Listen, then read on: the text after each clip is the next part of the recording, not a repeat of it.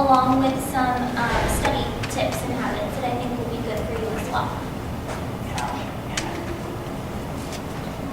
Okay, so a little bit about me. Again, my name is Christina. I am a sophomore here at ASU, and I'm majoring in public service, public policy, and eventually want to be a lawyer. And again, I'm an academic mentor here in the Student Success Center. And then some fun facts is pigs are my favorite animal, because I used to show them at our local county fair when I was younger in high school. And my favorite place to eat is Olive Garden. Okay, so first off, we're going to start talking about time management. And just like a quick gist of what time management is to me and some of the students that I worked with is it's a reflection on yourself, how you utilize your time efficiently and effectively in a positive way for your future and academic career goals. So basically, time can be our worst enemy or our best friend, depending on how you use it. And so, again, time management used in school, academically, work, and personal life. Okay, so here I've listed some, but not all of the resources that are helpful for all of you. First one I started off with is a planner. So hopefully everyone has a planner, right? If not, then I really suggest that you've got one.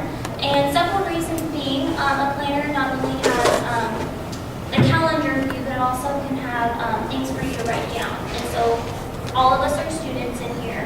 We all have classes, homework, things to attend to, things to do. And so to write everything down, one, you're going to be organized, and two, you're going to have a better remembrance of what you have and have to get done. And so having a planner will keep you organized, and I don't know, it makes me feel better, so I'm sure it'll make you feel better as well. Visual aids, basically having a to-do list, having a printout view, something physical. It could also be on your cell phone technology. I know not everyone likes to have things in their hands or paper view, and so whichever works best for you. Again, these are not all of them, but just some things that would help you. Another thing, like I mentioned earlier, a calendar. I know a lot of students and me myself at my home, I have like a big desk calendar. That way I can look at everything for the week, maybe doctor's appointments or meetings with students or faculty, things like that. So, along with my personal planner. Technology on Blackboard, another thing that we're all supposed to be familiarized with, and I consider myself a guru because I'm always on it, and I'm sure all of you are gurus too because we have to use it, right? And so being familiar with Blackboard and technology is very helpful and beneficial. Being able to know where your classes are, your courses, where your homework is, things like that. So definitely become familiar if you're not already. Syllabus and syllabi, again, every class has them. And one unique thing about syllabus the syllabi that I really like is that every professor will put either towards the end or the front, kind of like a view of the class, like a calendar view. So when things are due, what chapters, books to read from, all those sorts of things. So personally, I have a folder that just has all of my syllabi in it, and I have my planner. And so on a day-to-day basis, I'll write down like what homework I have for this class when it's due for that type of week. That way I have a general view of my week and how it's going, aside from work. Because I'm also a student and a worker. And so time, again, can either be your best friend or your worst enemy. And so writing everything down helps you a lot. And using the syllabus, you're also able to go back and say, oh wait, for this class, do I have to read this chapter or this chapter? And so instead of doing it by memory, you have several resources. You have Blackboard, where you can also find your syllabi, or having a printout version. That way when you're done with it, you can cross it off in your syllabus and in your planner. That way you're kind of killing two birds with one stone. And you also remember it. So just some tips that have helped me and other students that I've worked with. And then another thing I wrote down is a whiteboard. You can buy whiteboards that have a calendar view on it, or just to write things down, that way you don't forget them. So again, those are some of the things that I have used in the past and currently use that I think will help. Yes? I'm sorry to interrupt. My name is Nathan. I'm one of the people people that helps run the Student Success Center over on the first floor of UCent. I don't know about you all, but I have a terrible memory. I cannot remember things. I'm bad. What's my name? Do you remember my name? Yeah, he remembers. See, I don't even remember my name. So one of the things that I've had to force myself to do, not force, but train myself to do, is I don't feel like I have to remember everything. I just have to remember to make a reminder. So I have a list of all the things that I need to do, what day I need to do it, by what time I need to do it. So whenever that thought hits me, and it happens, sometimes I'll be in the shower, and I'll have to quickly dry off because I don't want to get my phone wet. Or I'll be playing with my daughter, or playing with the cats, or in the grocery store, and I'll think of something. If I don't write it down, I'm going to forget. So one of the important things that I've learned about me is that whenever you realize that, oh, I have something due, or I need to start studying this, or I need to do something, and it doesn't even have to be for school, it could be personal, like paying bills. All the days where I have to pay my bills, I have programs, so every month I get the same recurring reminder, because there is no way I will remember that. I know that about myself. So I don't remember to pay my bills, I don't remember to do the work I need to do, I just remember to put it down in my phone or in a notebook when I have that thought, so that I don't have to remember it, I have it written down.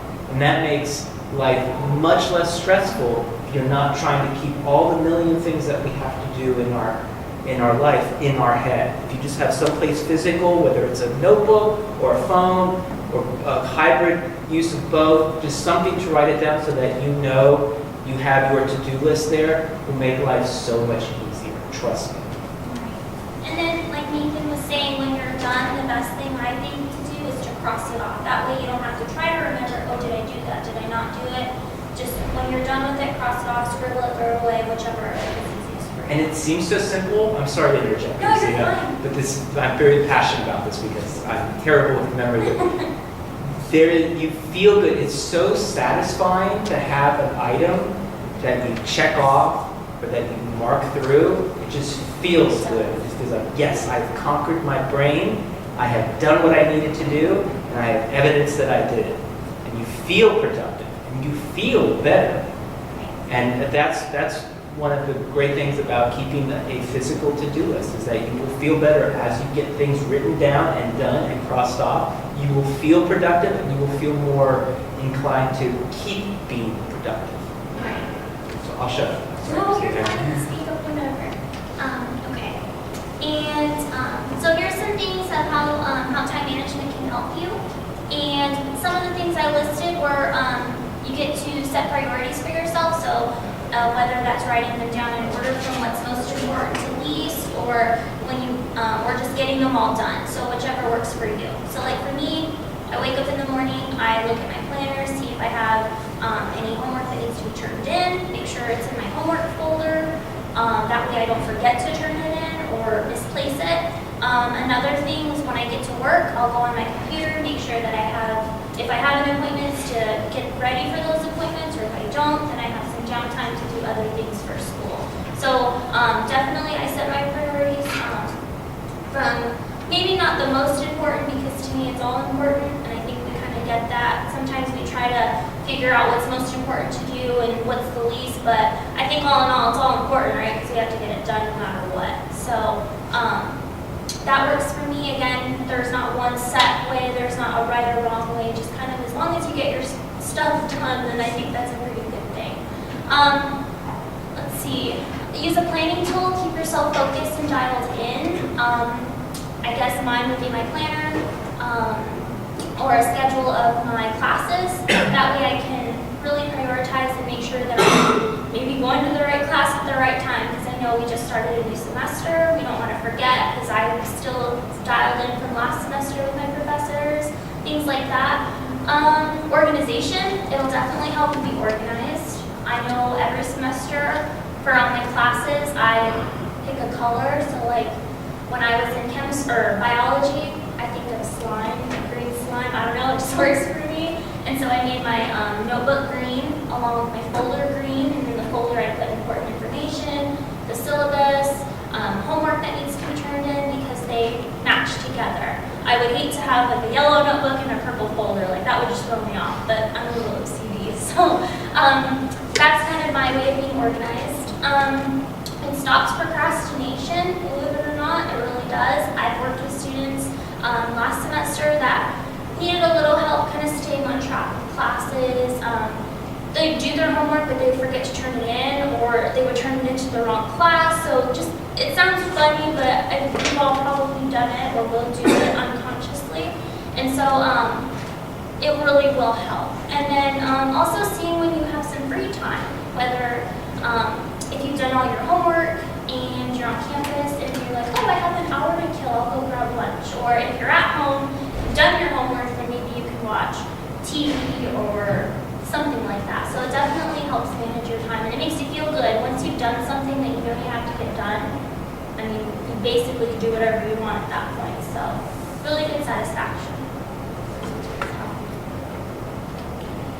Okay, so this is something I pulled up, and kind of I want to get everyone's view on what they think time is. And so manage your time or it will manage you. And so like I was saying earlier when we started, time can either be your best friend or your worst enemy. And we've all had it. We probably have it every day. So I guess I just want to go around the room and get an idea of what you guys think time management is to you. So get started with you. Time management to me, Yes. it helped me get my homework done, Yeah. and it reminded me a lot of things that I forget to do. Right. And I'm probably worse than him, I forget everything. So I forget the planner. Right. So if you forget the planner, you can't. You basically forget the everything. You're right. If you don't want to forget the planner. Yeah. Right. So Okay. that's my problem. right Awesome. Okay. And you? Yeah, no, I definitely agree. Because I've got so much going on this semester, and not just that, but there was different things I've got going on that I'm not currently sure how much time they're going to take. Right.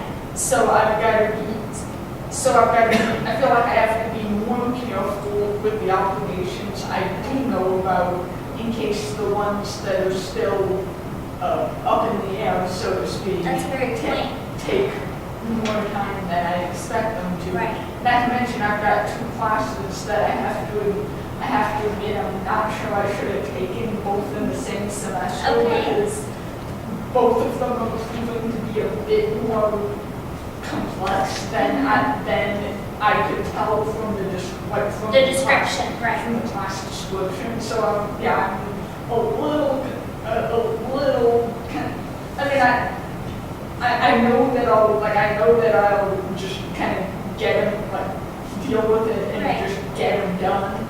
Because the both classes neither one of them are classes I necessarily chose to take. Right. It was a requirement, basically. So I know I'll get through them and all that. Right. It's just I kind of wish I put them in 2 separate semesters because time-wise I feel like I'd be less under the gun. Okay. Not as much stress on you. Yeah, but basically, the only reason I took them both in the same semester is it was indirectly suggested to Okay. me that I needed to get both of them done sooner than later. So I Okay. figured I might as well Right. put them both in the semester. It's just I didn't realize what they would actually involve at the time. It's like, Right. And sometimes we have to put ourselves out there and learn it, and then that's our advice to ourselves for the next time. exactly. Right. Okay. And you? What is time management? So time management for me is being able to have time for everything that has to be done that one day. The one day? Okay. So, what was due the next day, Right. what readings you have to do, to be prepared for the next day. Okay. Perfect. And for you, sir? What do you think time management is for you? It's just, you have to kind of have a plan of attack. Okay. Like last semester was my first semester here at transferring from BCC. I had a little planner. Wasn't really working, so this year I bought like a big one. Right. And it's more visual for me, so it's easier figure out. So I would go through my school and be like, oh, I don't know what I'm due like in 2 days, I'm good, I can take a day off. I got behind. So now I just write down, okay, I read this chapter this day, this chapter this day. Good. All that. So bigger planners help too. Yeah. I can relate to that because my first semester I had a small planner as well, and I had so much to do with work and school, personal life, all those things, and writing them down in little boxes was very hard for me. And so I, this year, got a bigger planner, and it's helped me tremendously. So I totally agree with you. Okay. Is there any questions on time management? Anything? Okay. So now we're going to talk about some studying and how effectively it's going to help you or has helped you, things like that. So another thing that students and I that I've worked with, we kind of defined what studying is and being able to approach maybe final exams, essays, practicals, quizzes, all those types of things. Not only with confidence, but the grade that you're wanting to get. Because again, studying is key, being able to understand what you're studying is really important because you could study for however long, all day, every day, whichever, but you also have to understand it. Because if you don't understand it, then it's like a new language to you, right? And so a slogan that I put up is, a very little key can open a very heavy door. And so really think about it, kind of what that means to you and carry that with you. To me, it means that every possibility, small or big, is going to open a bigger one, right? So studying will help you not only, how do I want to say this? Studying is not used to memorize something because when we're in college, we want to get to our future job or goal or something of some sort. And so to study, you don't want to maybe memorize it for that particular test. Like you also want to retain the information that you're studying. Again, you want to understand. And without that, you're really not getting anywhere. You're just kind of hurting yourself. And that's like what I said before, to manage your time will help you study, will help you prepare yourself. And so all of these that I'm talking about today do kind of work together and they're best friends. Only if you make them best friends. So, okay. Okay, so these are some tips that have helped me, again, other students on how to study and kind of like the first steps on what you should do. So one, how to start studying, you want to pick the class. And pick one to start with. Or maybe classes that you're needing help studying for. So it's our second week. We've all been to all of our classes already.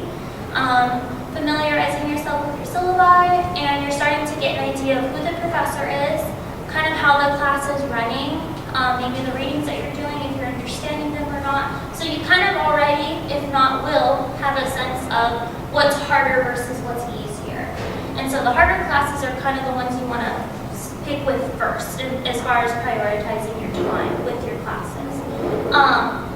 Also, review your syllabus. Make sure that you're, one, understanding the course, how the professor has set up the course, and what is needing to be done in that course. And so, materials to help you study, and with an order. This is, again, my order. You can go out of it, whichever works best for you. Having your notes. Always take notes, whether it's in class, out of class, on your laptop, whichever works. PowerPoints on Blackboard. Most professors will post their PowerPoints on Blackboard, if not the night before, after that lecture. And so you're always able to go back if you missed something, or maybe you didn't have a chance to go to class because something happened or you had a doctor's appointment. And so if you can't get or meet with somebody or can't attend office hours, you can always go on Blackboard and see if the professor has posted the lecture on there. Past exams, quizzes, and study guides. Not all professors are going to hand out study guides, and I know, darn it, we all want them. But, yeah, been to a few of those already. Right, and we all will.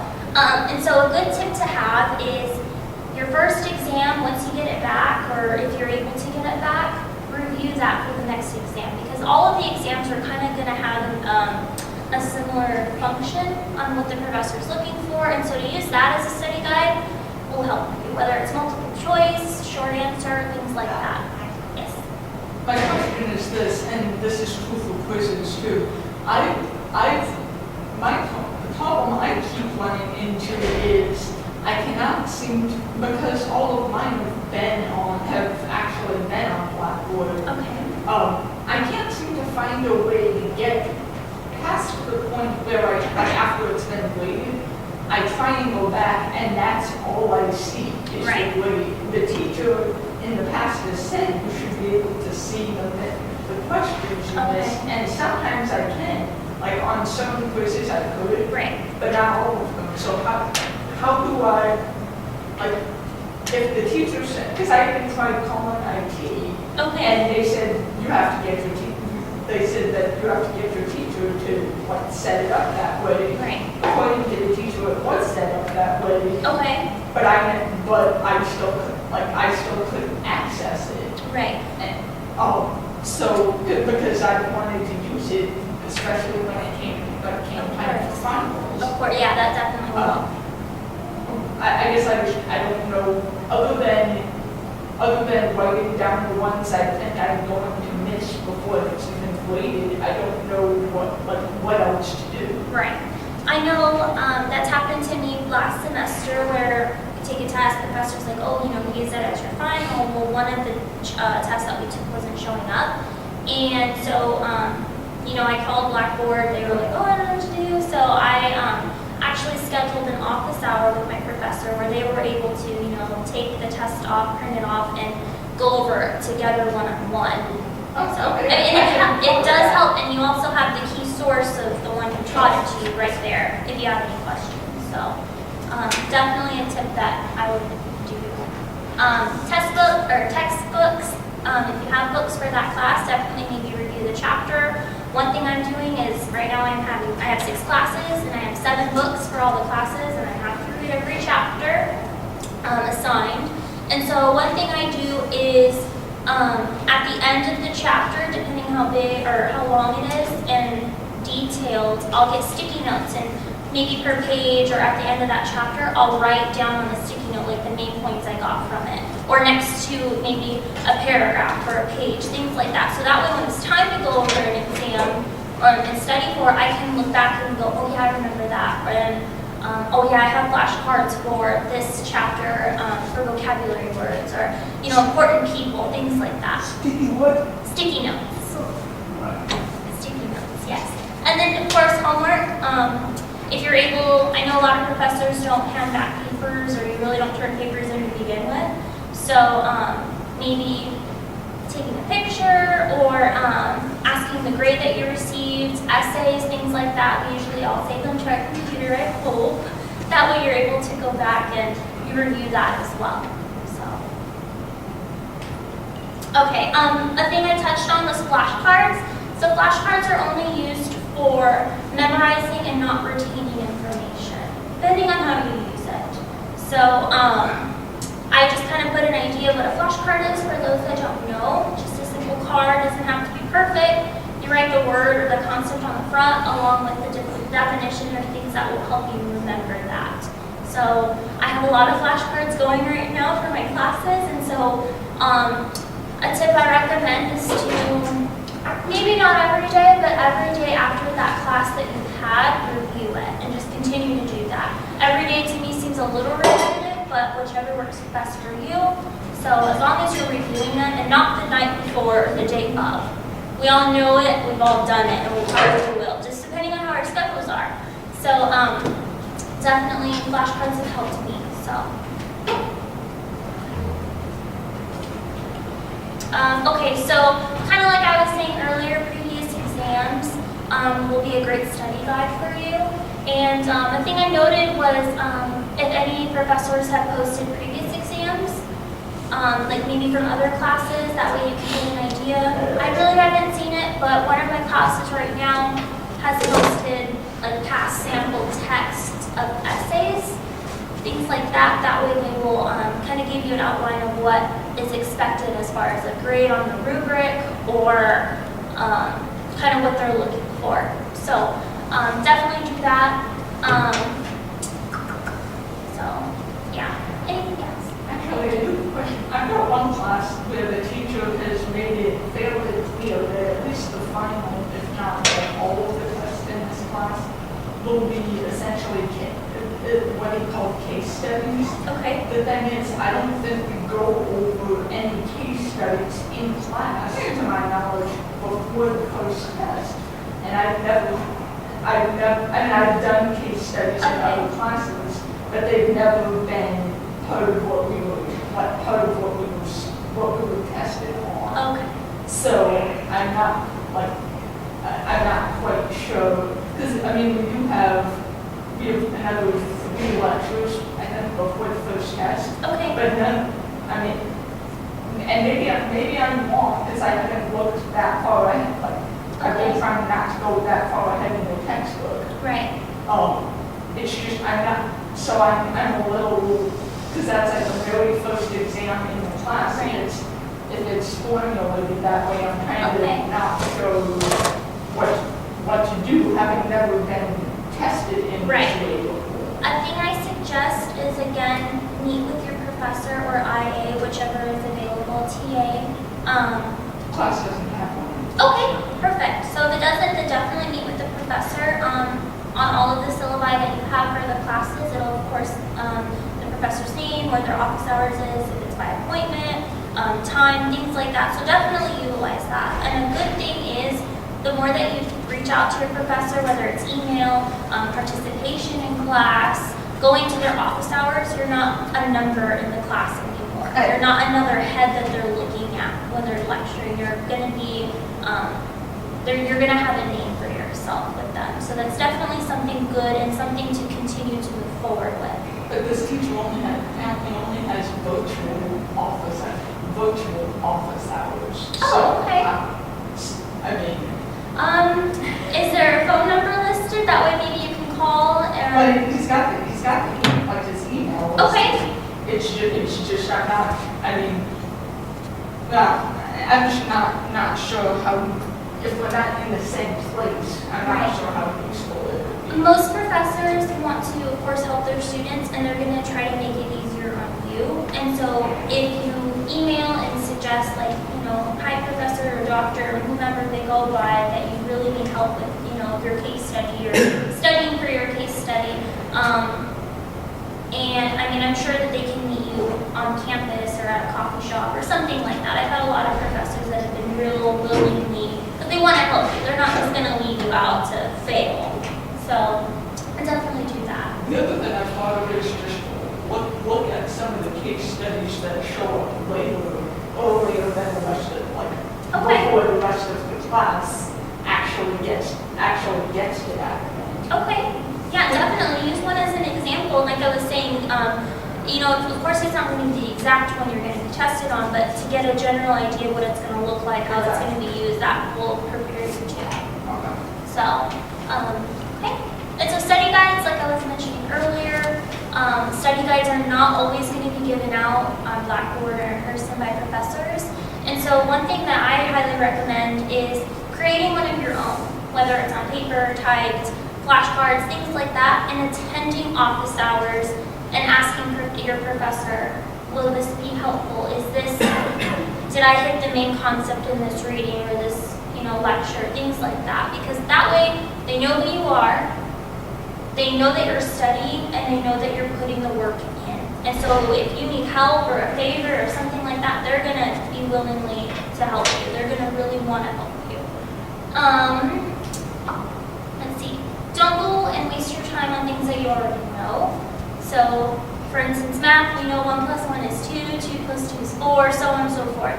And so, like I was saying earlier, prioritize yourself with things that are maybe a little more challenging, a little bit harder, and really focus and dial in on that. That way you can retain it and not memorize it. Because again, you want to retain your information, because all of your classes from here on out, whether it's your first year, second year, third, so on and so forth, they're all going to relate one way or another.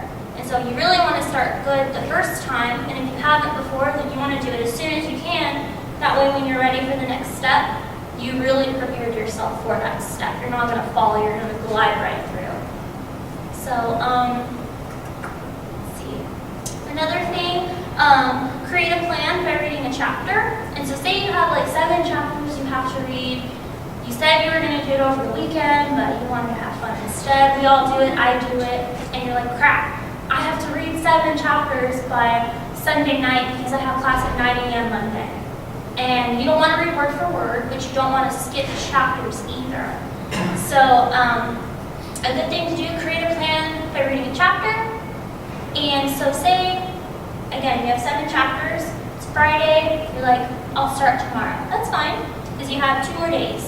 So 7 chapters, you maybe read 2 chapters, and you can write sticky notes on the pages, whichever, maybe create a study guide, and then take a break. Maybe you're done for that day, or for that hour, or for that chunk of time.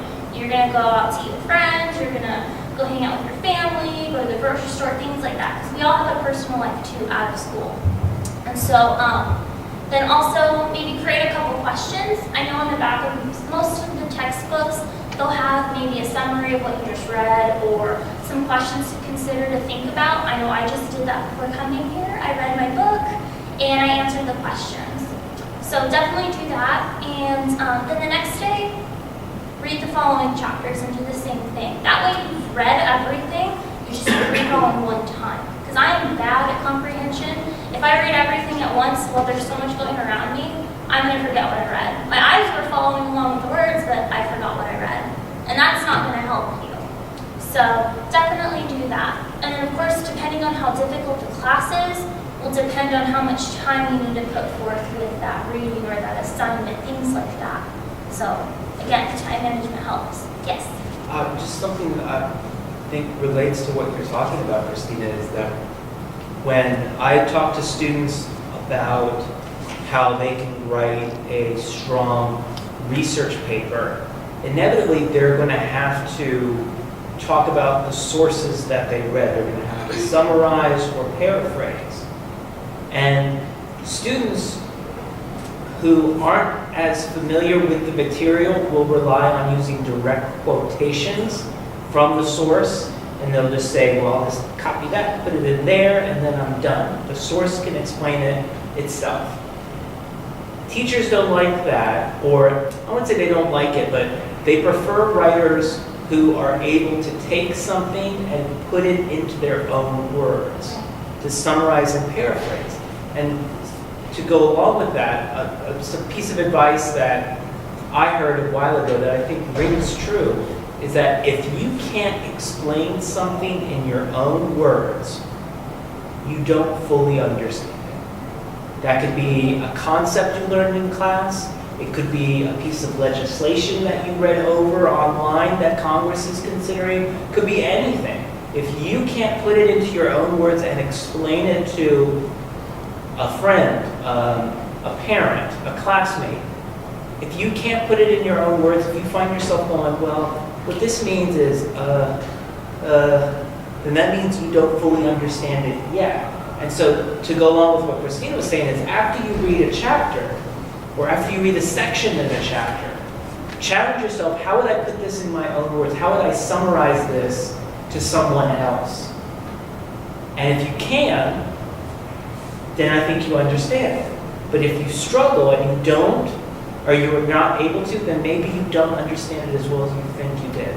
So maybe that's a good sign that you need to go back and review. So just my 2 cents on that. Right, and that's correct. And of course, all summaries are going to be different, but the concept is going to be the same, roughly, to everyone else as a group. So, okay, so this slide's pretty important. This is towards essays and short answers, and you can add if you'd like, since you're a writing reader. So first off, read each question and start with the easiest one. Let's see, before you start writing, brainstorm your thoughts. You know, we kind of learn these in lower grade levels, but if you haven't, then this is a great tip for you. And I kind of put in the corner over there, like a brainstorming map, a spider web, a web map, those types of things. And what it does is you have your main idea, your topic, your thesis, or your policy issue, all types of things, your problem, and then you just kind of brainstorm off, like what relates to this, how will this be helpful, how do I answer this, what's my question, things like that, and it just kind of gives you that visual look on what you're going to be writing about, what you're going to be answering, talking about, all those types of things. the things that I put down, critique, analyze, evaluate, explain, all those types of things, or just some more input on your essays or short answers. And so over here, I put down some questions to consider after you've written your answer, your essay. One, did you understand it? And kind of like Nathan was saying, if you don't understand it or you can't talk about it, then definitely go back and familiarize yourself with it more. Ask for questions, ask for help. What were your main points? Make sure that you marked those, because sometimes we'll write things down, but when we're writing an essay, we probably didn't hit it. And maybe having someone else read it and say, hey, what did you get from this? And if they're like, oh, I got ABC, but your goal was X, Y, Z, then you have to reevaluate a little bit more. From reading my first sentence, does the reader know the question and how I developed my answer? Again, that's kind of like your hook. If your reader didn't get that, then again, you have to go back and reevaluate. Do the major points stand out? Meaning, does it bring your paper to life, basically? Like, does it make sense? Clear transitions, not real choppy, like, I went to the store, I came home. Like, I went to the store, I had to pick up a few things, I walked outside, like, just kind of transition, kind of guide your reader through everything. Did you answer your own question from the first paragraph? Typically towards the conclusion. I know a lot of us don't like to write conclusions because it's just another paragraph or more words we have to talk about. A summary, legible writing possibly, again, not a lot of professors suggest papers to be turned in class, but, again, typing is good. So, let's see, and grammatical errors, big one. Making sure that you spell everything correctly, use the right punctuation, you put it in the right spot, all those types of things. And if you ever have any questions on these, you can always come to our writing center, and I'll talk about that in a minute. So, yes? Just a couple things I want to add real quick. All of those points are excellent. I think of the points on the right-hand side of the slide to think about, the first one that you should consider is, did I answer the question? Because students can, whether they have taken a test and they have a short essay to write, or even papers. We've had students come to the Writing Center and they show us their assignment, and then we read what they wrote, and we have to tell them, you wrote something that's really good, but it didn't answer the question. So even what you wrote, being that it's good, it's not gonna, the instructor's not gonna like it because you didn't answer the question. So that's the first one. Did I answer the question? And if you can say yes, then you're on a great track. The other thing to think about, and this is really difficult for all writers, no matter what level you are at writing, is to try and put yourself in the shoes or in the brain of your reader. Because we can write something and we feel like this is so understandable, it's so clear, I've crossed the T's, I've dotted the I's, no one could not know what I'm talking about. But then when you give it to someone else, which is one of the benefits of coming to the Writing Center, when you give it to someone else, the things that you think are really clear and really understandable, sometimes they're not. And so as writers, and no matter, even if you're not an English major or a journalism major, writing is a huge part of college life, so you're going to have to learn how to do this. But the challenge is to, okay, let me read my own work, but let me look at it through the eyes of someone who isn't familiar with it. And that seems a little weird, and it may seem a little schizophrenic, but let me pretend I'm someone I'm not. But that's one of the great challenges of writing is, if you can put yourself in the position of your readers, then you're going to be able to better answer, did I answer the question? Do I have clear transitions? Is my logic clear and understandable? And if it's not, then you can go back and edit it before you turn it in. So you get an advantage that way. So that's all I have. Is there any questions on this? No? Okay. Okay, so note-taking. Next thing we're going to be talking about. So, first off, what I thought note-taking was to me was to write down important and/or key information in a systematic way. So basically a way that works best for you, whether it's Cornell Notes, whether it's bullets, typing, all those types of things. It'll allow you to be organized, like we were talking about earlier, with your thoughts and ideas along with what matters most to you. So I found something very helpful in the 5 R's: record, reduce, recite, reflect, and review. And so we're going to talk about them a little bit more in depth and then answer any questions you guys may have.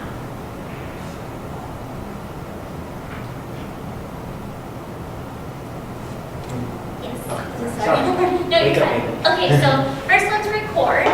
And so, again, during lecture time, make sure you write things down that are necessary and crucial to your learning. So if you find things that you're like, oh, I probably should write that down, the professor keeps repeating it, that typically means it's going to be on your next exam or essay or something that you have to talk about or write about.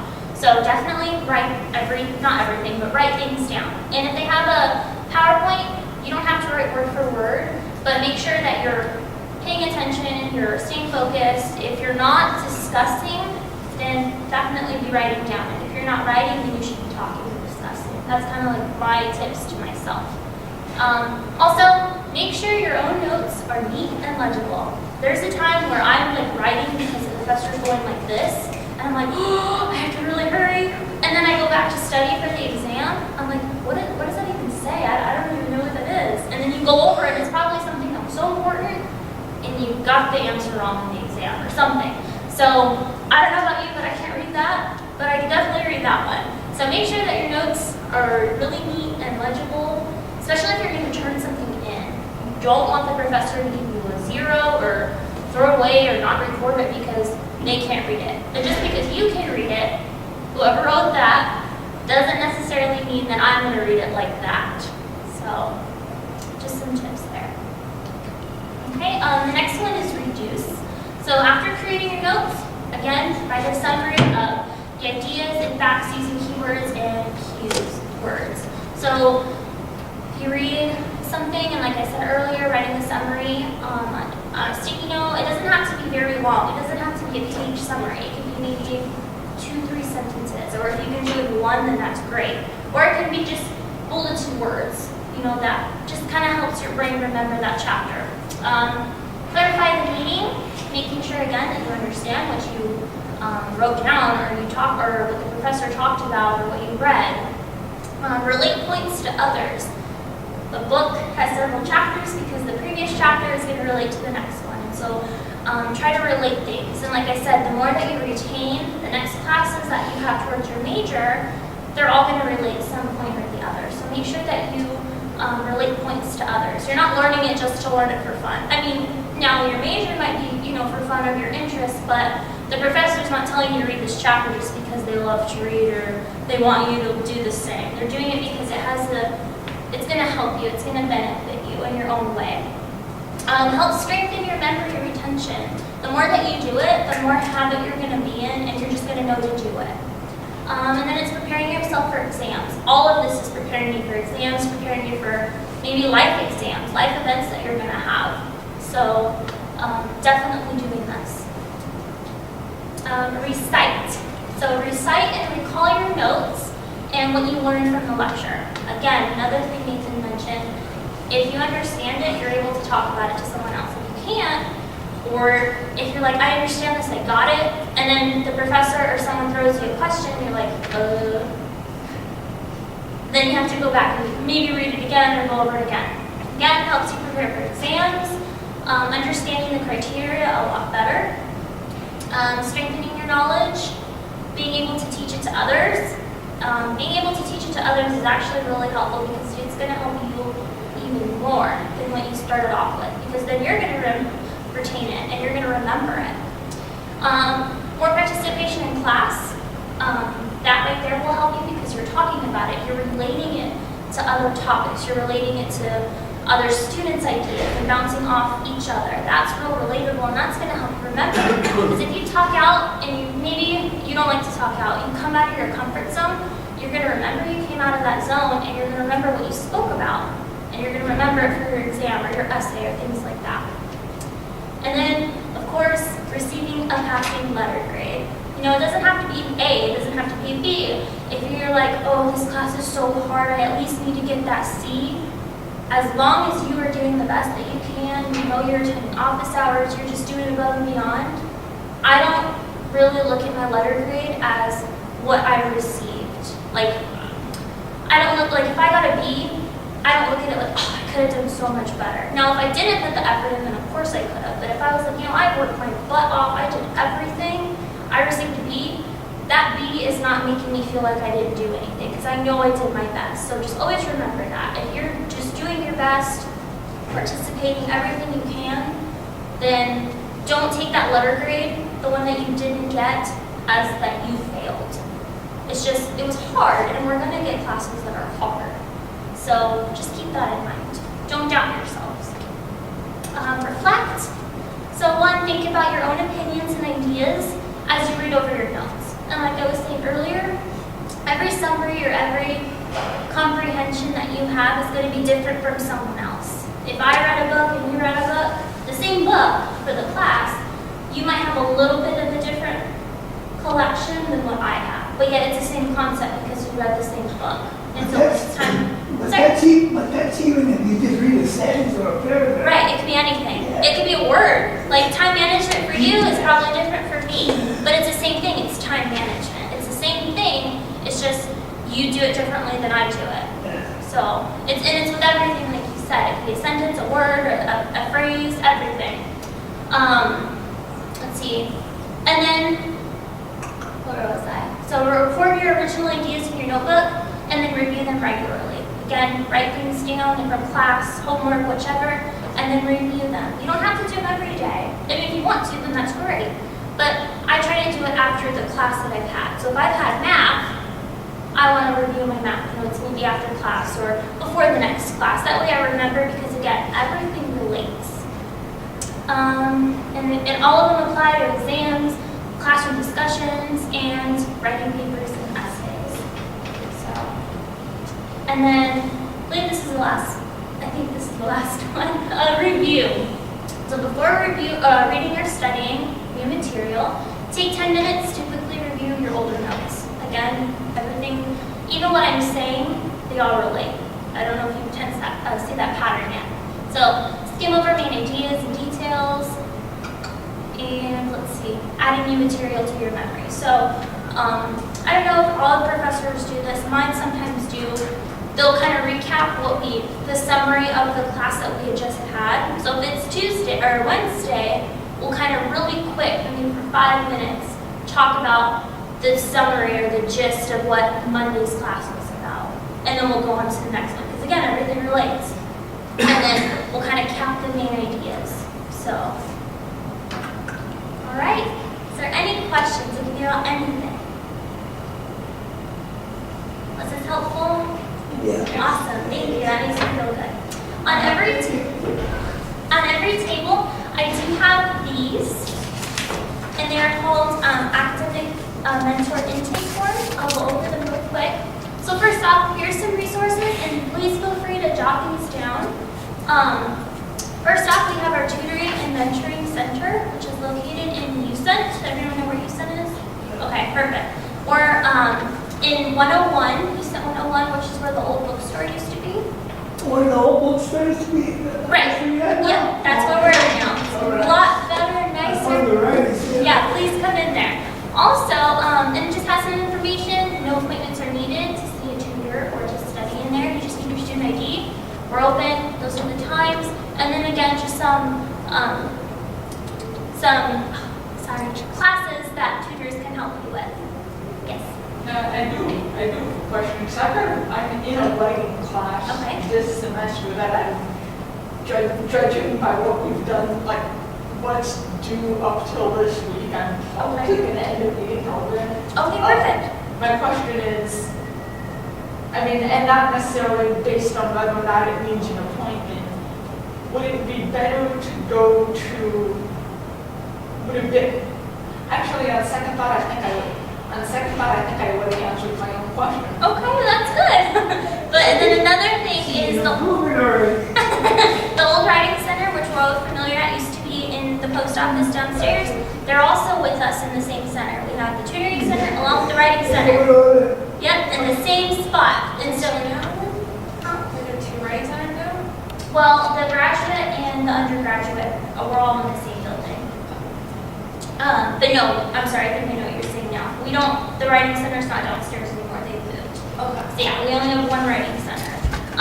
They are appointment-based, 30-minute time slots. If you can't find time in your schedule to get a writing appointment on this campus, you can always call, come in, we can always schedule for another campus that best fits your schedule as well. Things that the Writing Center helps with resumes, essays, certain formats that your professor is requiring you to do. And another thing I like to mention is to make sure that you get proof every time you meet with a writing tutor. It's helped me maybe for extra credit to show the professor that you were doing your best in that essay, because of course not all of us can meet our professor's office hours at certain times, maybe before an exam or a question. And so to go to the Writing Center, to taking that time from you, get proof that you were there and attach it to your essay or hand it to your professor. That way they know that you received some sort of help. So, and it's from the Writing Center. It's very credible. Students, they love to do that. They know what they're doing, and so it really helps and it shows. So this is all this information, and then I believe there's one more slide. My contact information. Again, I'm an academic mentor, and I also work in the tutoring center, so that's basically where I live. And I have these intake forms. If you want to meet with me one-on-one, if you want to maybe go over time